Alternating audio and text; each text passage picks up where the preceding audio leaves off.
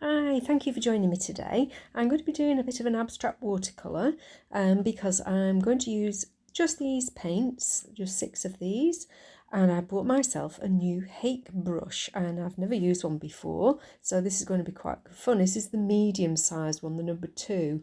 Lovely soft bristles, so I'm looking forward to playing with that. I'm also going to use this nice long rigger brush, which is going to give me some nice straight lines, and also my sort of longish palette knife, which is another new one, it's quite shiny.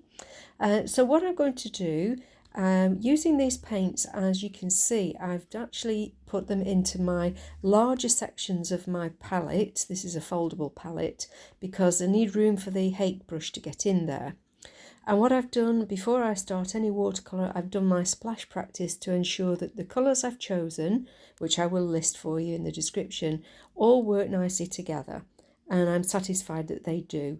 They're quite muted colours, so I'm going to do something a little bit more muted. I had a play about on some practice paper and this is what I'd come up with. And I really quite like the soft effect, but there's things I want to do better the next time I do it. So let's have a look and see how we get on. I'm going to use the Hahnemuhl watercolour block because it's stuck down at the side. And first of all, I'm just going to lightly, with this pencil, just mark out a couple of little sort of cottagey building type shapes. You can see why I'm not an architect, because I am useless at drawing buildings freehand, but they're just a suggestion. They're not anything rigid and we'll work around those, just to give the idea that the landscape actually does have some human being life to it. So just a couple of rough shapes and just draw those in with soft pencil. Okay, the first thing I'm going to do, I've really wet the liner brush and I'm going into this neutral tint.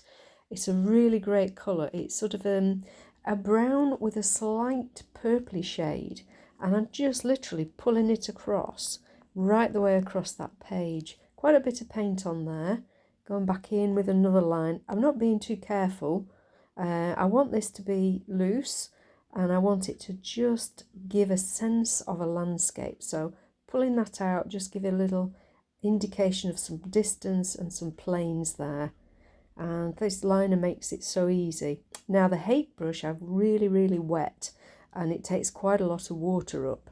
So I'm just going in round that little shape there, the little house shapes, and you can see the water already is pulling up that paint and it's working really well.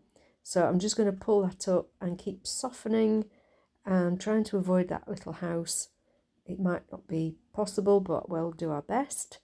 And it's easier without the masking fluid. And you can see as I've pulled it up, and I'm going to sweep it all across. So that top area is quite wet.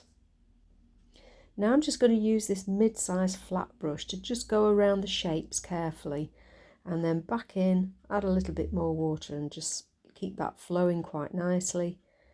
And then I've cleaned the brush and I'm just going to put an area of literally just water using the Hake brush, pulling it across. Doesn't matter if I catch that paint, but I'm going to add in another quite heavy line of that neutral tint just beneath that first line, but I'm leaving a gap because I want some interest and I want the sense of different things going on, a little bit of light, whether we see it as sort of gaps of snow or just lighter ground.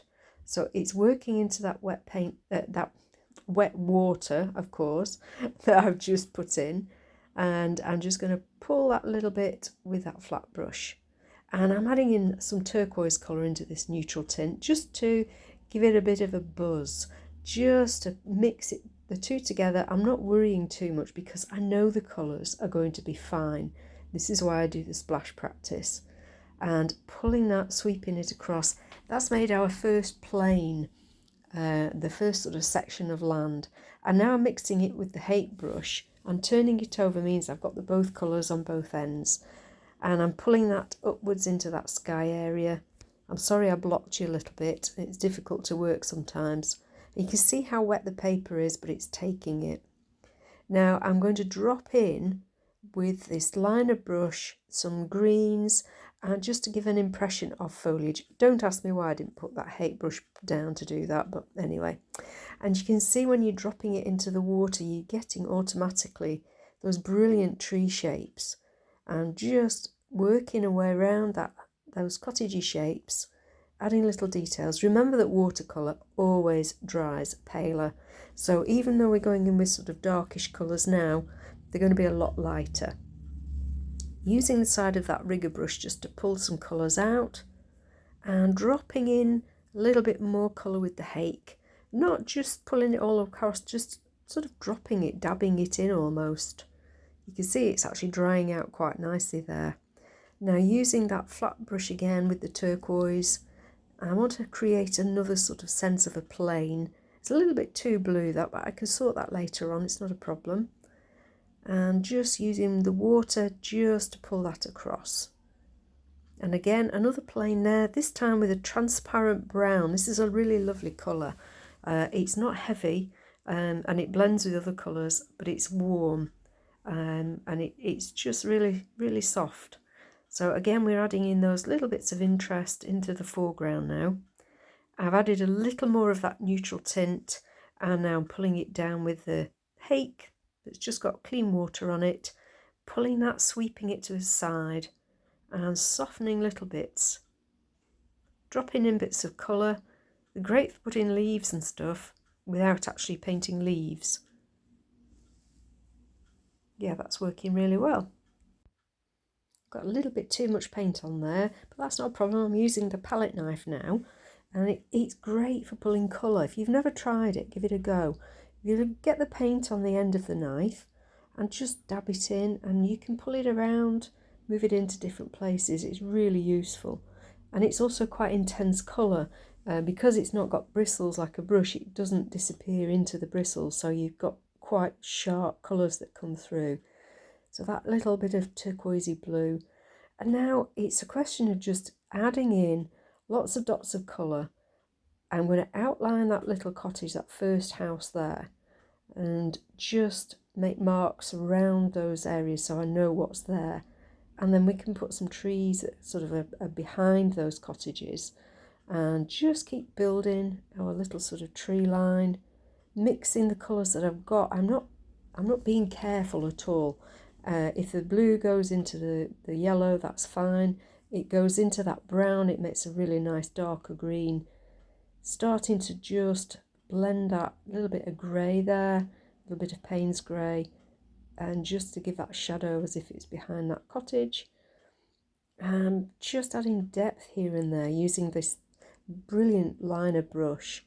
Just correct that. Because your paper is damp, you can add in colour in lots of different areas, and you can see how it starts to build. Using the side of the length of the rigger brush creates the most brilliant tall sort of poplar trees, if you like, aspens, whatever we call them. So around that cottage, while it's wet, I'm just pulling it in with clear water. Just a little bit of a roof suggestion. I'm not filling in the whole shape. And now into the foreground, I'm just going to add a few colours down here to give the impression of hedges. And use the hake just to soften that out. I softened it a little bit too much, I think, perhaps. Okay. Adding a little bit more detail, brushing it around, sweeping it out. It's all giving the depth of the soft watercolours. Add a little bit more colour in there again. Okay. And again, just adding, well, I don't like that harsh line, so I'm just going to soften that with that hake. Put it across that blue and add a little bit more colour so that we can blend. That's better. That's it. Using that water, the whole beauty of watercolour is that you can pull it around and do different things, and it looks light. Okay, lovely, we'll leave that there.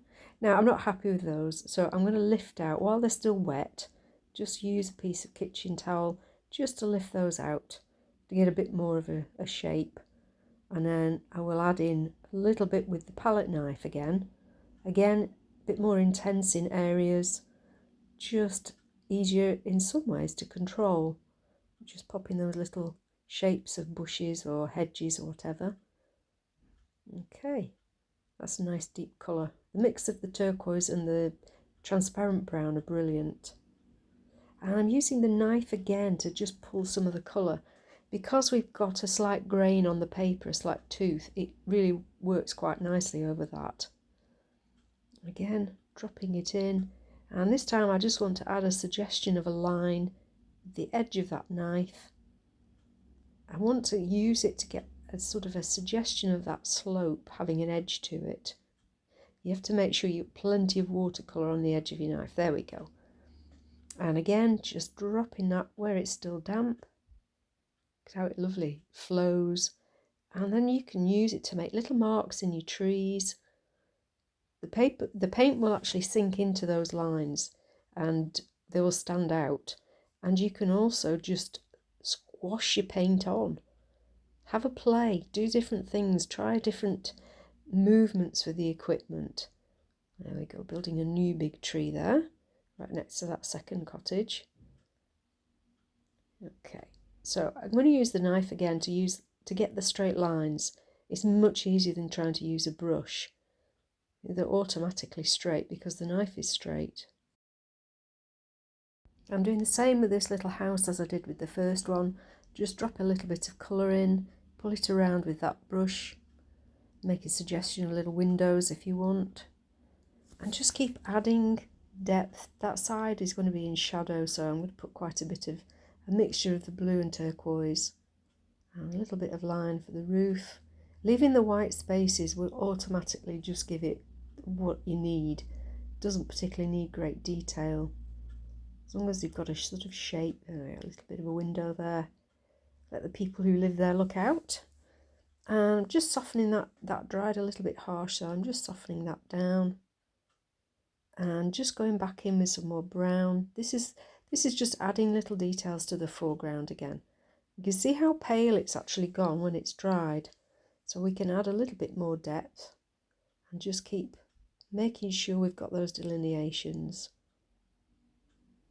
Pulling that lovely colour across. Yeah, that's giving it a bit more depth there. And a little bit under that hedge. And maybe, yeah, just a little bit at that top where it's dried. And anywhere else that you feel just needs that little bit more depth. And then I'm just adding in little bits of details, little twiddles as I call them. This is what makes your picture come alive, is adding those little bits of shrubs, little tree trunks. And softening that out. It's a little bit harsh actually, so I've just wet the brush and I'm just sort of pulling the colour and I'm just going to dab that. It's just gone a little bit giddy with the colour. So I'll sort that out a little bit. That's better. Okay. And I'm just going to add a sense of a few little steps coming down here. It doesn't have to be an actual staircase, it can just be that suggestion. Just pull that colour across. You can see I've actually dropped in some of the violet colour, which I haven't shown you, but it's just gone into the background and mixed in. A little bit more foreground and soften that area, which is a bit harsh there, look. And now I'm just going to use the side of the brush and just graze. That gives a sort of textured finish. Looks like it might be rocks. You don't have to paint rocks, you're just giving a suggestion. I'm using my finger as well. If you've never tried it, it's great for softening colours, especially when your watercolour is still damp. You can pull it out, move it in different directions without sort of losing the intensity. And here we are with a mount, and I like it. I think I would perhaps use a darker mount actually than the cream, but it definitely has that sense of a scene, but it isn't a scene. You've seen how it's been created. I hope you'll give that a try, and do please let me know how you get on or if you have any questions, and I will give the paints and the colours and the brush details in the description, and I will very much look forward to seeing you for another project before too long. Thanks for watching. Keep painting. Bye bye.